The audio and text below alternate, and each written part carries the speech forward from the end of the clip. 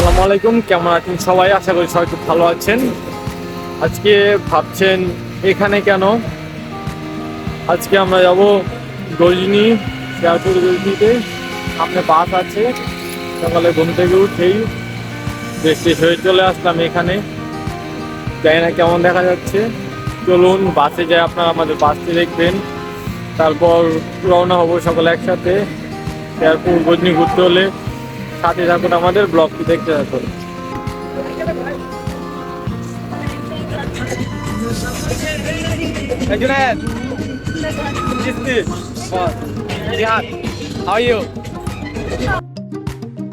আল্লাহর নাম নিয়ে রওনা হলাম গন্তব্যে। যাচ্ছি ময়মনসিংহ ব্রিজের উপর দিয়ে। চলে আসলাম গজনি অবকাশে। এসেই এখানে 200 টাকার একটি রাইড নিলাম। রাইড নিয়ে এখন একটি পানি এখানে আর লেকের মতো এখানে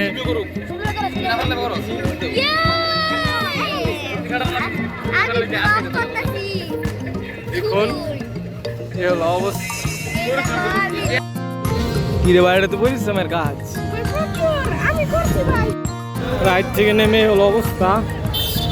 হাত গেছে গেটে একটু ব্যথা পেয়ে গেছি।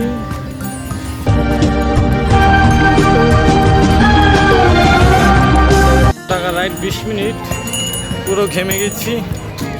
এখান থেকে নেমে পুরো অবস্থা। এখন হাঁটছি এখান দিয়ে, কিছু খাবার দাবার খেতে হবে। এখানে দোকান আছে, সবাই দাঁড়িয়েছে। ওখানে কিছু খাবার দাবার খাওয়া হবে এখন। তারপর নেক্সট ট্রিপে দেখা হচ্ছে।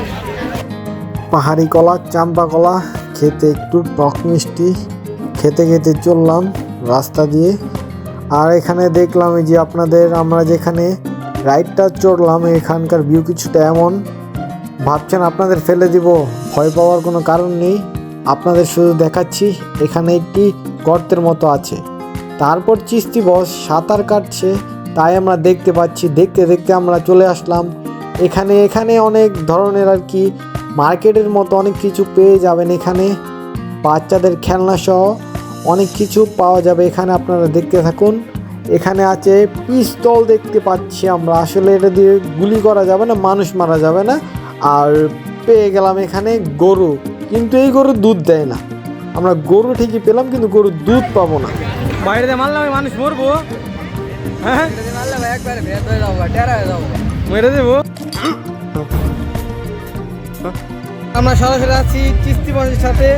এখন তুমি যে গজনি এসে ঘুরলা, এখন তোমার কি অবস্থা? মানে তোমার ফিলিংস কেমন, অনুভূতি কি?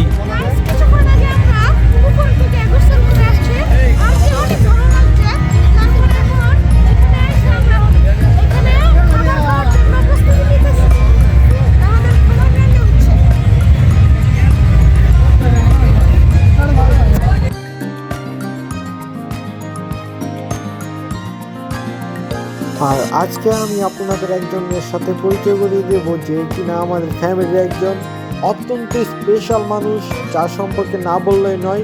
তার নাম হলো জুনায়েদ আল হাবিব। তিনি হলেন হালকের এমন ভক্ত যে কিনা সারাদিন না খেলেও চলবে, কিন্তু একদিন হালকের ভিডিও বা হালকে ড্রয়িং না করলে চলবে না। সে আমার ব্লগে আসতে চাচ্ছিল, তাকে নিয়ে নিলাম আমার ব্লগ। এখানে আসলাম 20 টাকা করে টিকিট দিয়ে। এটা হলো একটা, আপনার এখানে আসলে নতুন একটা অভিজ্ঞতা পাবেন। এটা নাড়াচাড়া করে আর কি, মনের মাঝে একটি ভয় ঢুকিয়ে দেয়। তো যে এটা নড়ছে আপনারা দেখতে পাচ্ছেন, যে এটা হলো এই অবস্থা। নিচে অনেক,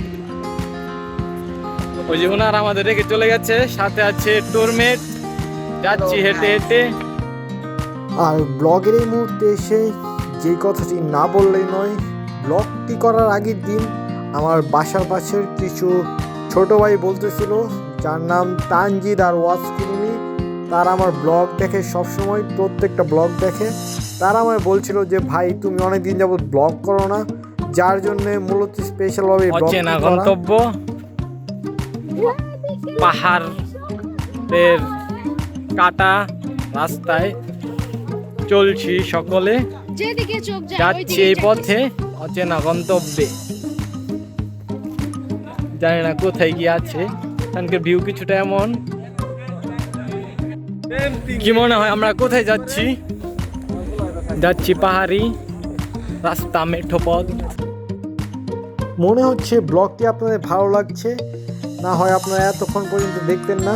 আশা করছি ব্লগটা শেষ পর্যন্ত দেখবেন আর দেখতে থাকবেন যে আমাদের কেমন আমরা ঘুরি, আমাদের ঘোরাটা কেমন হলো, আমরা কি কেমন ঘুরে আপনাদের জানাতে পারলাম, সেই সব বিষয় আপনাদের তুলে আসার জন্য ধরা হবে। রাস্তাগুলো ছিল এমন, রাস্তাগুলো মোটেই সহজের ছিল না। এখানে যাওয়া হলো না কারণ জায়গাটা নাকি বিপজ্জনক, সুবিধার না। তো আপনারা এত কাছে এসেও পাহাড়ে না ওঠার মূল কারণটি হলো এখানকার একজন স্থানীয় লোক আমাদের বলল যে এখানে নাকি ছিনতাইকারীরা থাকে, যার জন্য যাওয়া হয়নি। ঘোরাঘুরির মাঝে ক্লান্ত শরীর নিয়ে চলে আসলাম দুপুরের খাবারের জন্য। সবাই আমাদের আগে বসে পড়ছে খাবারের জন্য, আমরা সবার শেষে এসে হাজির হলাম। ক্ষুধার্ত আমরা 3 ভাই একসাথে আমাদের দুপুরের খাবারটি সেরে চলে আসলাম। বাংলাদেশ আছে এখন। ছোট ভাইরা নাকি এটা মূলত জিপ লাইনের মতো, বাংলাদেশি জিপ লাইন, এটাই উঠবে। তো দেখি আপনারা দেখুন জিপ লাইনটা। তো আমাদের শেরপুর গজনী অবকাশের শেষ রাইডটি ছিল এটি, যেটি শেষ করে আমরা চলে যাই বাসার উদ্দেশ্যে। আসলে আমাদের আজকের দিনটি অনেক ভালো গেল।